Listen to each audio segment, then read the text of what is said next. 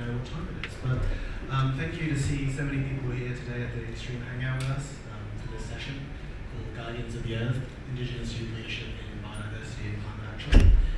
It's quite an important time for us to be having this conversation, fresh off of COP16, the UN Biological Diversity Summit that just finished in Colombia.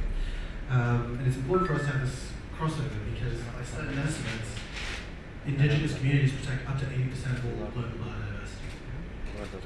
And the traditional stewards of the lands and seas have knowledge that truly is critical to conservation efforts and capable of having a global impact. Without biodiversity, there is no environment, there is no climate.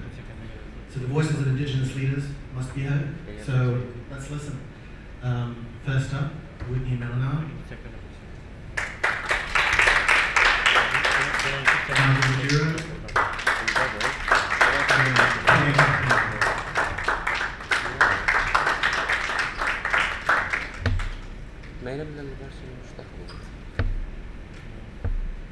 Thank you for joining us today as well for this panel. To make it easier, we'll go down the panel and I'll ask you to introduce yourself to the audience and share an example of how traditional knowledge is impacting biodiversity conservation.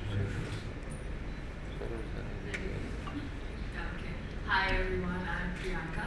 I'm from Nepal. I also work as a youth advisor and executive founding member for Global Youth Biodiversity Network Nepal chapter. We're doing a lot of tremendous work with young people from indigenous groups and also just young people in general.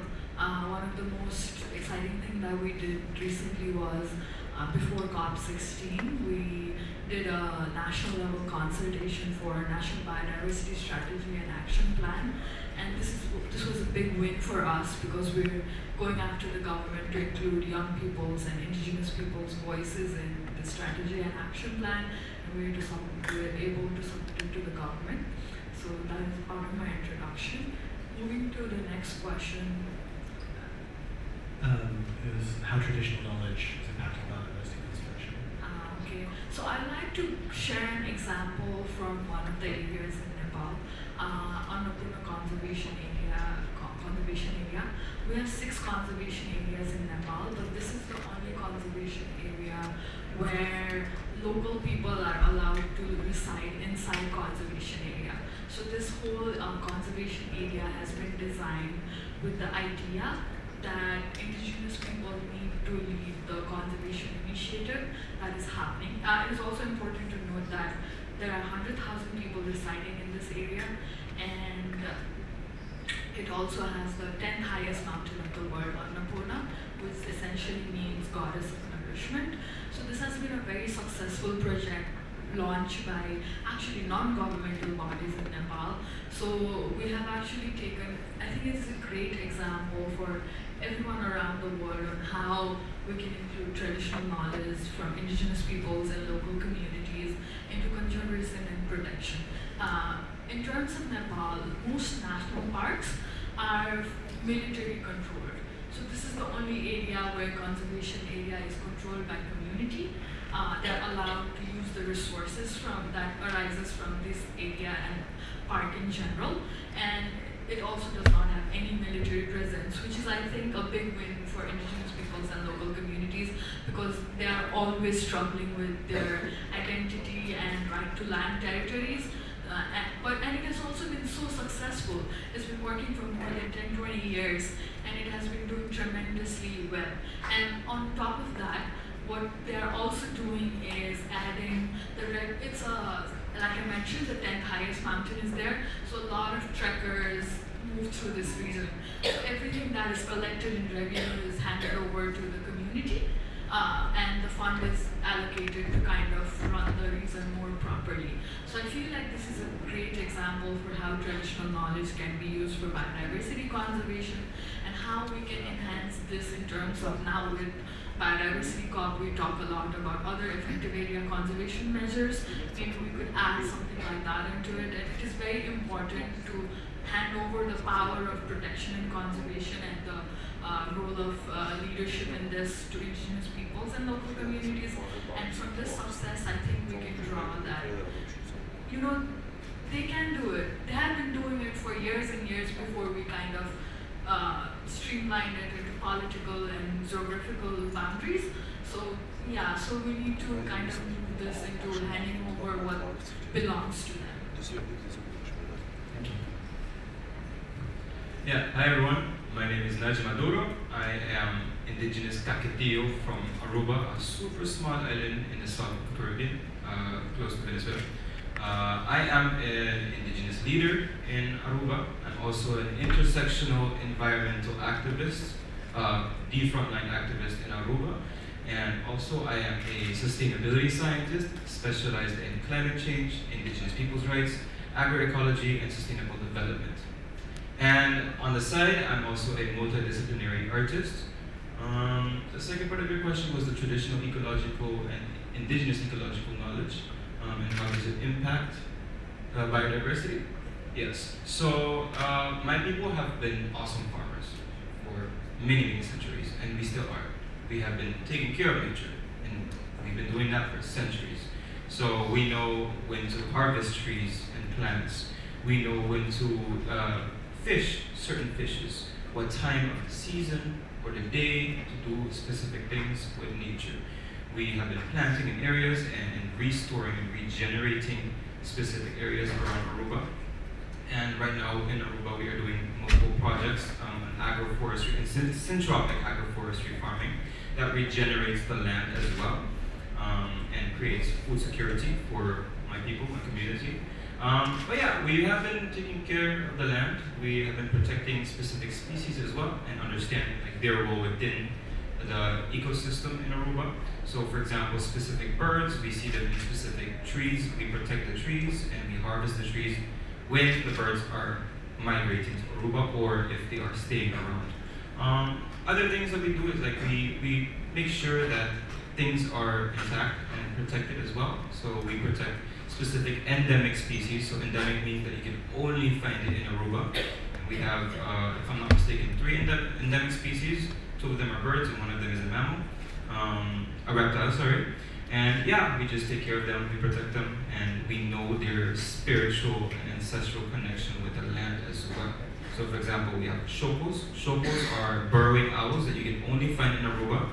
We know that they dig holes in random areas, sometimes in your backyard, so sometimes you just see a random hole there. We maintain distance. We know that they're there, we respect them, they are our national symbol.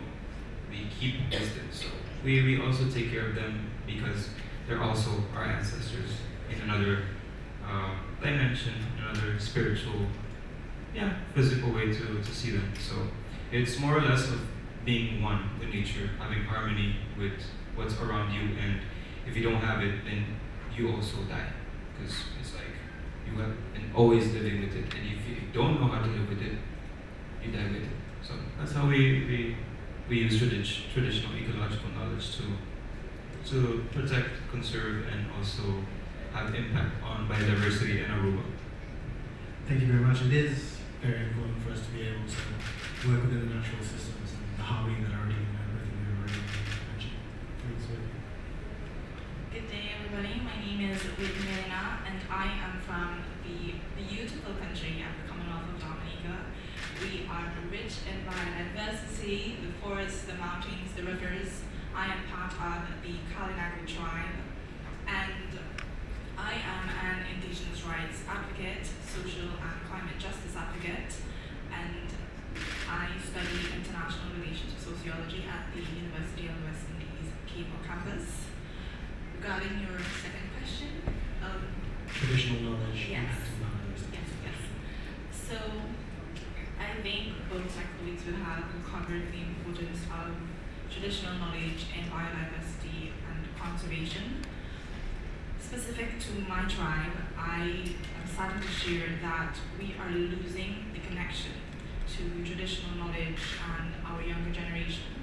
So my foundation, Kupanalik, which means I am strong in my traditional language, hopefully by the next year we aim to have a program that gathers that knowledge. We have a drive to go out to our elders, connect with these people who have that knowledge, and to document it so that the future generation have access to that knowledge to go forth and have projects that are evidence-based, that are really integrated with our culture, our traditions, the knowledge of our ancestors, so that going forward our projects and our solutions are really integrated with our roots and such. Because as Kalanaga people, we view ourselves as stewards, environmental stewards of the land.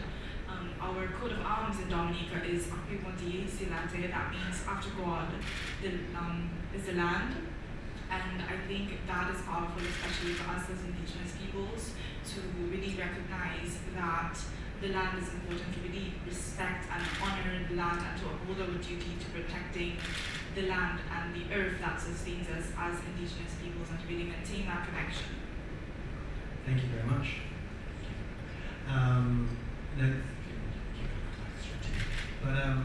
You mentioned losing traditional knowledge, which I think is something that we don't necessarily talk about enough, just in the normal sense, without considering climate change or anything else that's going on. Being able, like you mentioned as well, we're losing all of these traditional knowledge, whether it be culture, whether it be knowledge surrounding the trees or how the natural systems work all around us. So keeping that in mind, we know that we're also having those issues with retaining that Indigenous knowledge that is very important to biodiversity conservation. How is climate change on top of that really adding to those issues in the community? Yes, so the Kalanaga tribe, like many Indigenous tribes in the Caribbean and in the world, we are facing challenges with climate change. And with regards to biodiversity, the Kalanaga people, we focus, or we rely, I should say, on the environment to sustain us, not only in terms of food, but in terms of our livelihoods, our economy. So, for example, climate change affects the materials and the resources needed for medicine. So, the women in the Kalanaga territory, they use basket weaving, craft making for economic sustainability. So, when we have disasters like Hurricane Maria, which completely devastated our country, our materials, for example, the lana, vetiver, that these women, and not just women, the men, the community uses to make these crafts, when these materials are no longer available, that affects us economically. That affects our ability to pass on these traditions to the younger generation, because we don't have the materials to teach the younger generations how to make these things, how to be able to live on if in case something happens with their 9 to 5, that they can be able to sustain themselves and their families with these practices. So that is one way. We are also affected in terms of our culture. We have our fishing practices, our trees, there's boat makings. Climate change affects these kind of things when you do not have the trees to go ahead and make the boats. Again, it comes back to the same instance of the llama. If you don't have these resources, how can you teach the younger generation these skills and these practices that they need to not only survive, but to carry on the traditions of the community, to carry on that knowledge and to share it, so that it lives on. So these are just two ways that climate change affects us. Climate change affects biodiversity in our community. Thank you. Thank you. So, to revert back to the question, which was how does climate change affect biodiversity in our people? Well, I first would like to talk a little bit about the language, so Indigenous languages. So, before I begin, let me talk my language.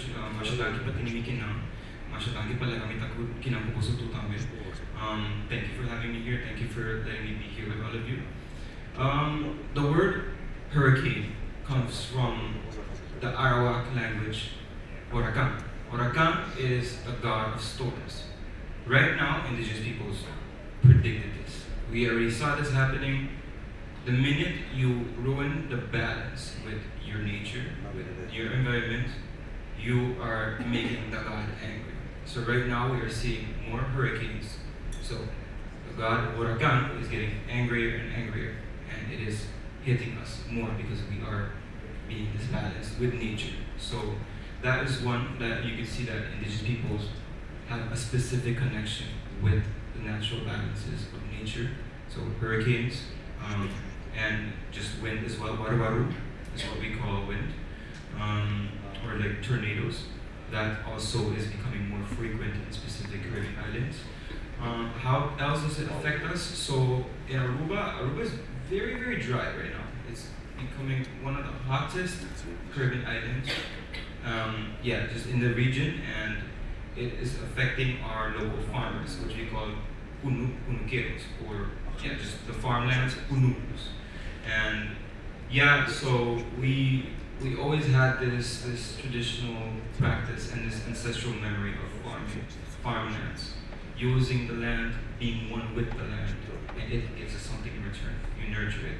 But because the weather systems and the climate is changing, we cannot farm the same as we used to centuries ago. So right now it is becoming more dry. Desertification is starting as well in Aruba. Heavy droughts, so we cannot harvest as much as we can back then. So it affects our food security. And so that disbalance is also one thing that's coming up out of climate change, is that we cannot farm and take care of that land and increase the biodiversity the way we want to, because climate is changing.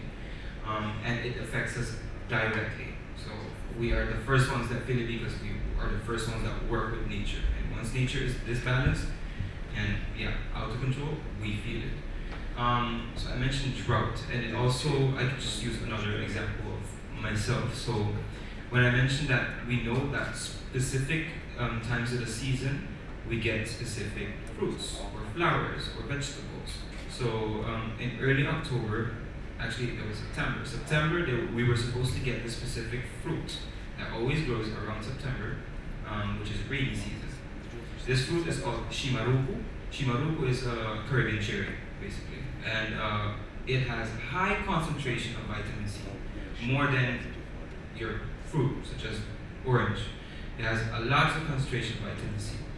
Because that fruit did not grow on time, because of the lack of water, the lack of rain, there was no fruit, there was no vitamin C for us. So I became sick. I was waiting for the entire month of September for shimaruku to grow, but there was no shimaruku, and I became sick during the early months of October. So that's when I was like, okay, I really need my fix of my shimaruku. And so that's another thing. We also see climate change affecting our waters. So we have a lot of pescado, which is the fishermen in my nation, and they rely a lot on the water. Water is life, and climate change, the rising temperature, is also affecting the temperature in the water. So that means coral reefs are also dying. Because these coral reefs are dying, homes for fish also go with it. So we see less fish in the water. So that's affecting also our food systems, our relationship with the water, because the food systems, the fish are dying off with it. So we get less fish in. And also some of the pescado, they also gather fish to sell. Because we have less fish, we can't sell as much. It also affects our income. So you can see these interconnected issues on how everything is connected to us and back to us, and how are we disproportionately affected by climate change, and how biodiversity is also affected. So because we are one with biodiversity, we are biodiversity. We take care of it, it takes care of us. So once you have that disbalance and that disconnection, that spiritual disconnection that we have with nature and the environment, it affects us all, but it affects indigenous peoples disproportionately, because I cannot eat my shimaruku or my fish on time. I get sick on time, and everyone else also feels the effects of it. So droughts, or just a disbalance of our weather systems. So those are the ways. So the same question, right? Yeah. Okay. So how climate change is affecting biodiversity? A lot of the things are very similar to what my friends over here have shared, but I would like to focus a bit on, as I'm also a climate mobility pavilion delegate. In Nepal today, 3 million people have migrated for work outside the country, and essentially it looks like it's an economic and social movement, but in the core of it, it is a movement caused by climate change. Today in Nepal, there are 25 glacier lakes in the world that are high risk of bursting and causing a flood, and 21 of them are situated in Nepal. As everybody must know that Nepal is like a country of mountains, and we live right below the mountains, we worship the mountains. We are, at this point, climate change is not affecting just food, shelter, water. It's affecting it's like the city I live in. We're worried that it is about our survival at this point.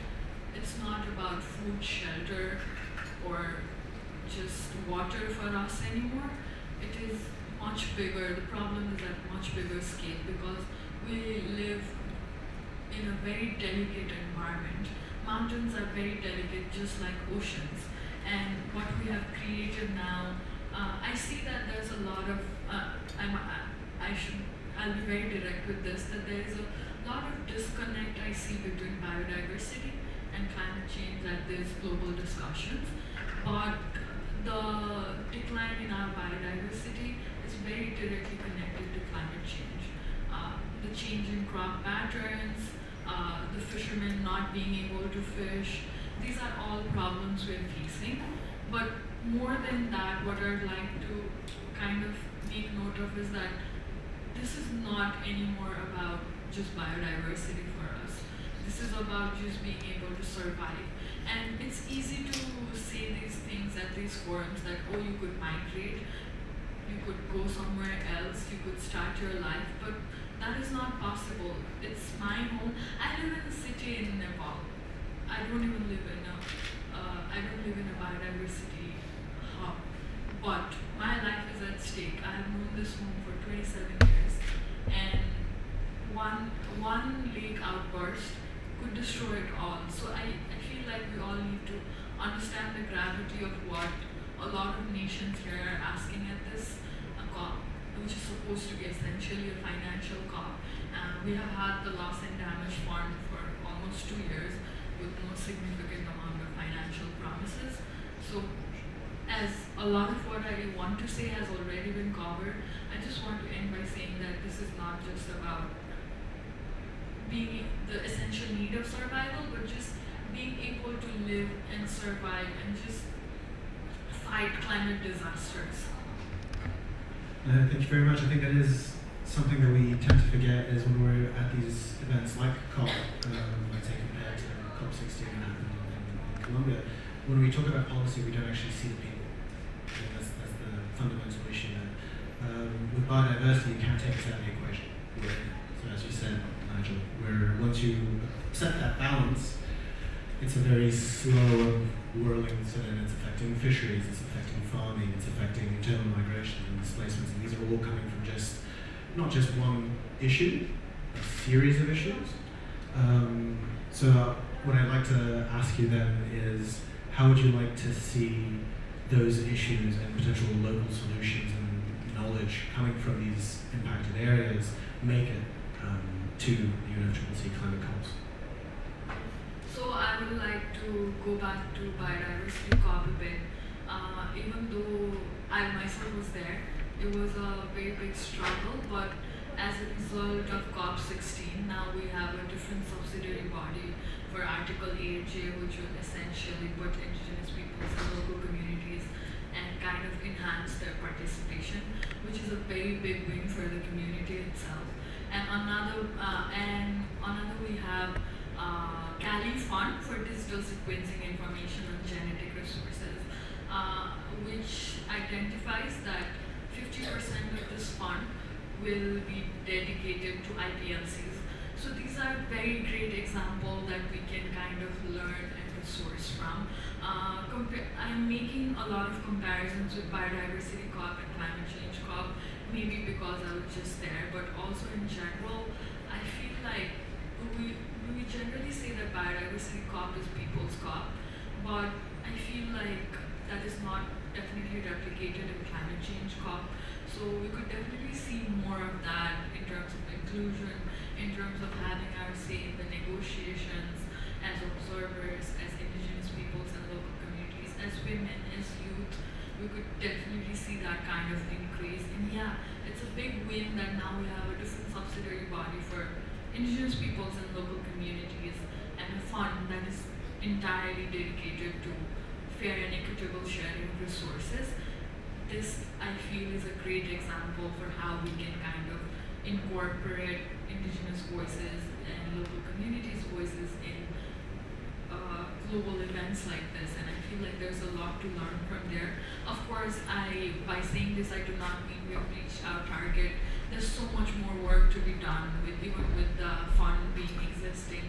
There's lack of funds and financial mechanisms coming into place, but I feel like that was a good start and a positive start to take forward Indigenous peoples and local communities' role in these kind of forums. Yeah, if you could repeat the question, please. Yeah, essentially just how would you like what you've been telling us today to be related back into the climate goal, right? The solutions as well, but also the issues that we're facing. So, how does climate? One more time, sorry. So essentially integrating Indigenous knowledge and Indigenous experiences as you've felt them. How would you like to see that more present in this COP, or just COP overall? To center Indigenous peoples in this, because we are the first ones affected by it. We're the most vulnerable in terms of climate change. So if you could also invite us to the table and make us also the center of the decision making, I think that would be a big step in terms of challenging this climate change complexity challenge. I think it's a step that we need to take. Also to hear from us. Not only just have us as in terms of tokenism, just have us like, oh, check. Actually have us there. Actually have us in terms of Indigenous peoples being at the forefront of climate change solutions, because we have the solutions. We've been at balance with the climate. So if you just hear us just one bit, just listen to us and listen to how we could get that balance one more time. I think that'd be great. And also to, in terms of all these conferences, the biodiversity one or the climate change one, it's to really understand how does Indigenous people play a specific role in terms of biodiversity or climate change. We have a specific role within all those realms. Why not have us there in terms of like decision making or participating or engaging or just have us there at the forefront, because we have the knowledge. We have the knowledge that has been passed down through centuries.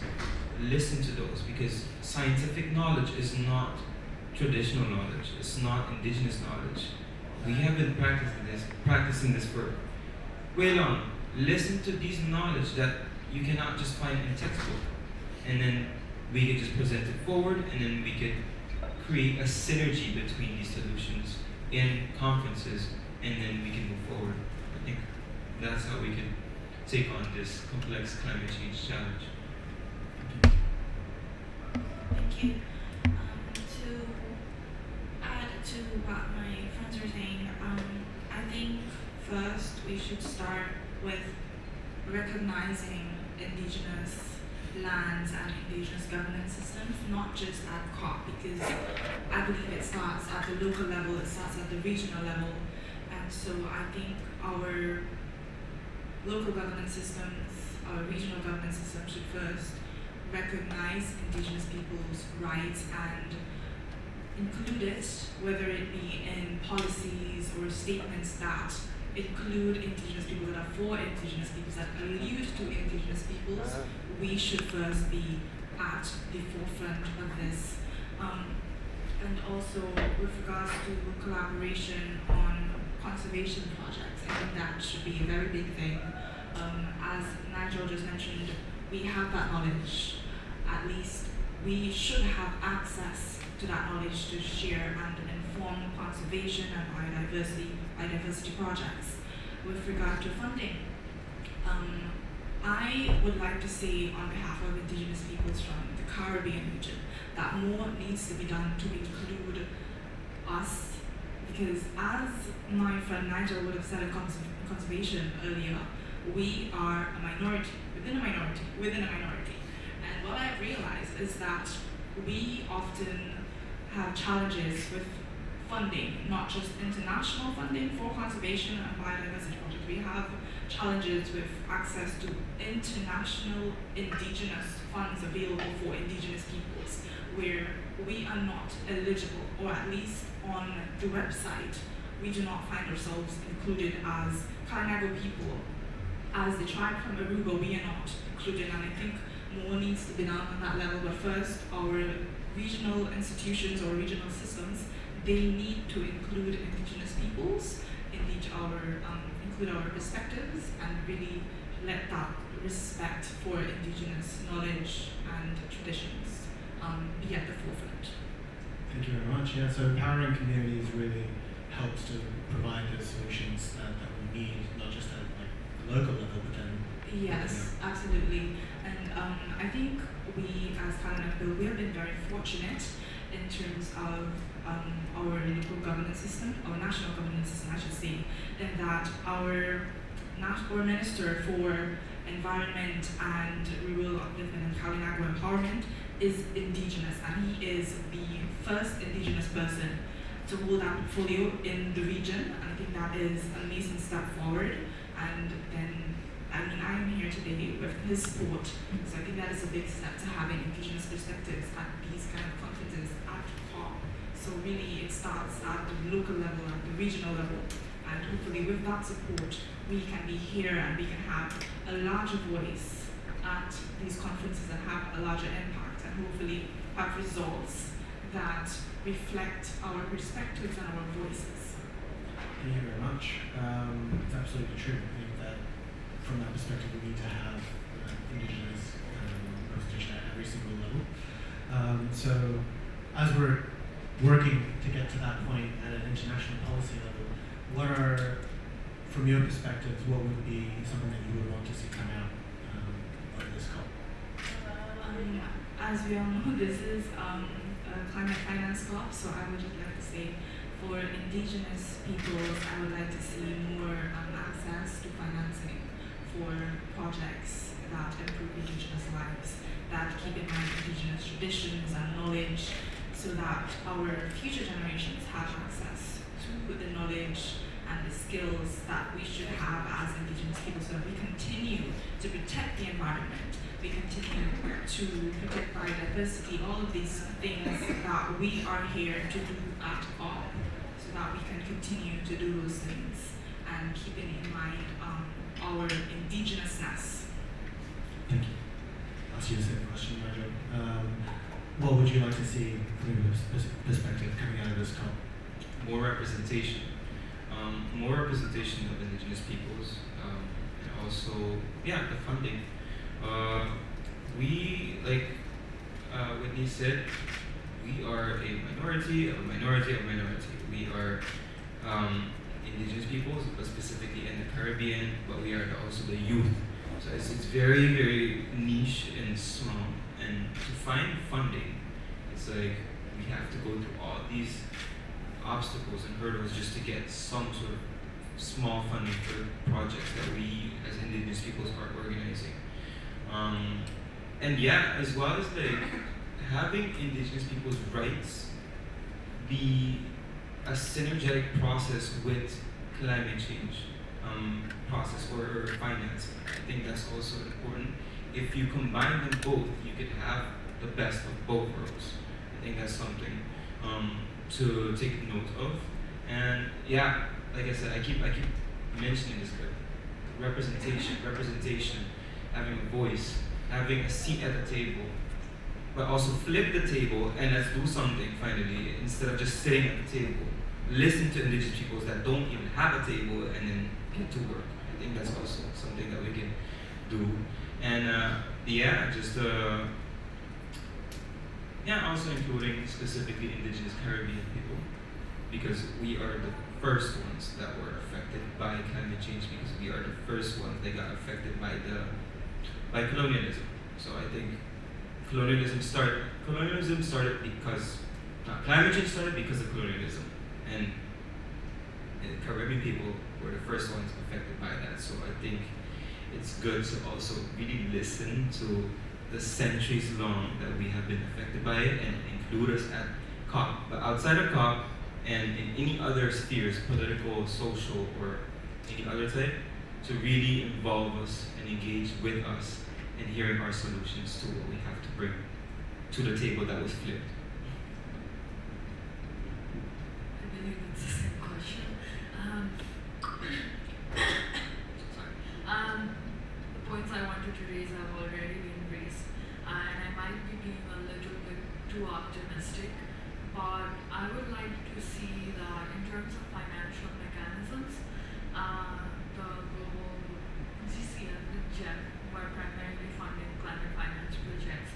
I'd love to see a change in their approach, and again, I think I'm being too optimistic for this COP, but in general, for years to come, I feel like they have a one solution fits everybody approach, which is the solution for Caribbean is not going to work for me in the mountains. And we have to kind of make space for all these diversity we have. That is something I look forward for. Because we're very different. The way I would do something and the way you would do something in the Caribbean, we might be connected, but there's a lot of cultural differences, diversities, and I believe we need to kind of incorporate these into direct financing mechanisms that we have. On other two things, again, financing. Again, while I say this, I definitely do not see it happening in the COP, but I'll just be very honest, because I don't see the conversations leading in that direction at all.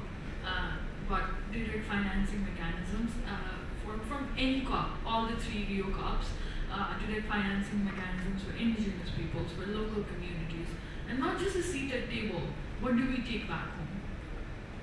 So what's the point of me being here at the table and then negotiating if I go back to my community and do not have access to the funds? It makes no difference for us. So that is something we want to take back. And again, representation, we've already talked so much about this. Climate COP definitely lacks a lot of representation. I think we have made it very politically driven. We're making this as a bargain with carbon markets and what we take and what we give. And we're forgetting that essentially there are like human lives being affected by this. So I would love to see a shift in the direction of conversation from more about this being a bargain of some sort to actually realizing that this is a conversation about people whose lives are at stake. Thank you very much. I think you both nailed it on the head in terms of saying one size fits all doesn't fit for everyone, obviously.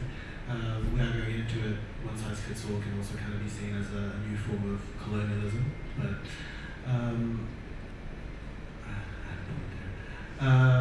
but fundamentally, when we're looking at these things as well, it's not being able to find the representation that's in the room that's helping make those decisions is one issue.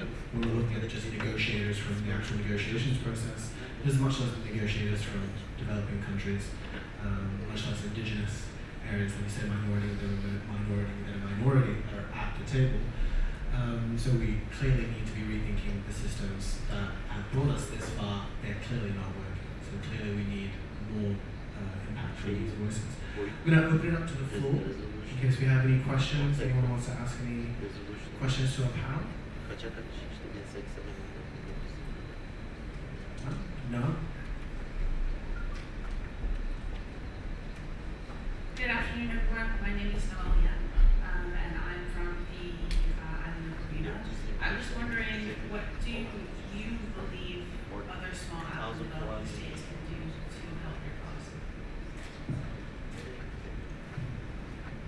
I think having solidarity, I think that's also important. If we could all get together somehow and amplify each other's voices and create one collective voice and talk about the shared experiences, I think that could be something that we could use in order to move forward, in order to be heard, in order to come up with actions and solutions. Because right now, we're all just separated. We are islands, just within islands, just moving around and fighting our own causes. But once we build that bridge and create that strong foundation in order to move forward, have a call to action, and create solutions together, I think that's some way that we can just bulldoze through this entire conversation and decision-making processes. So that's something that we can do.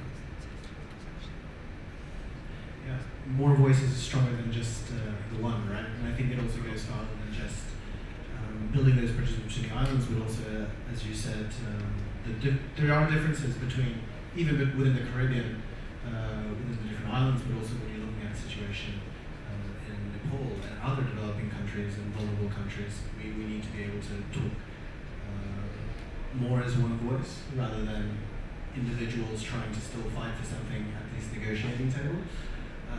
But yeah, anyone else have any other questions?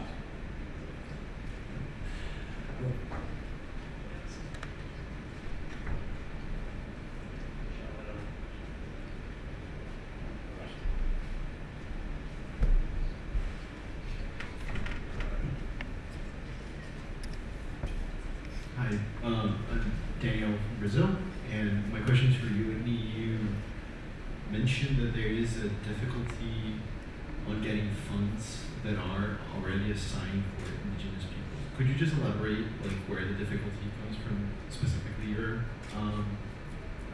community?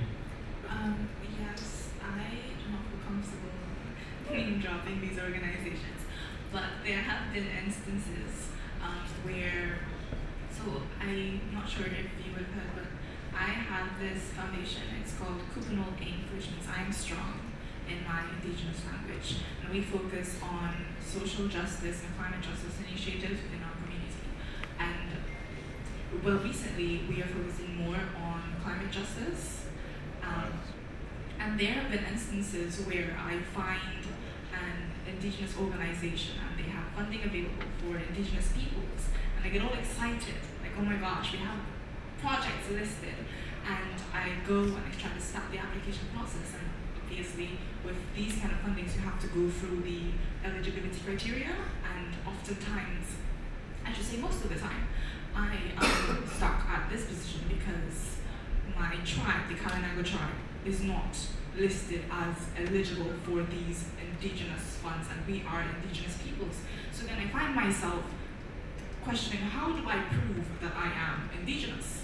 And it is a very difficult position to be in every time I find these opportunities, and then I have to go back to my group and say, okay, no, we cannot apply because apparently we're not eligible for this Indigenous fund that is available for Indigenous peoples, even if we are Indigenous peoples. I know we have to wrap up shortly, so I'll just ask you very quickly, all three of you, for your closing thoughts in terms of if you wanted one thing for the audience here today and the delegates at COP to take home with them, what would it be?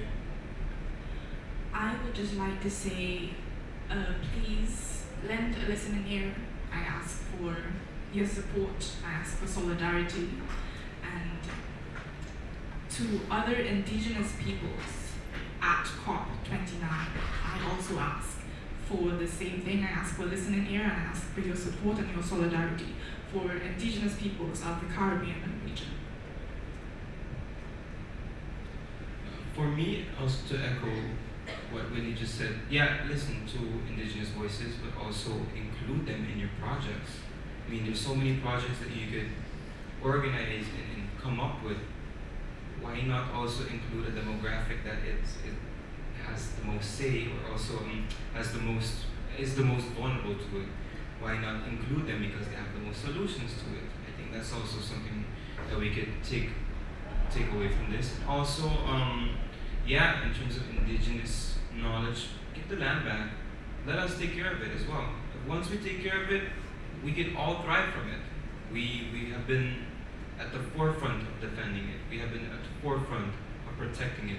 Just give it back. We could really take care of it, and then we can have a healthy ecosystem for all of us to thrive in.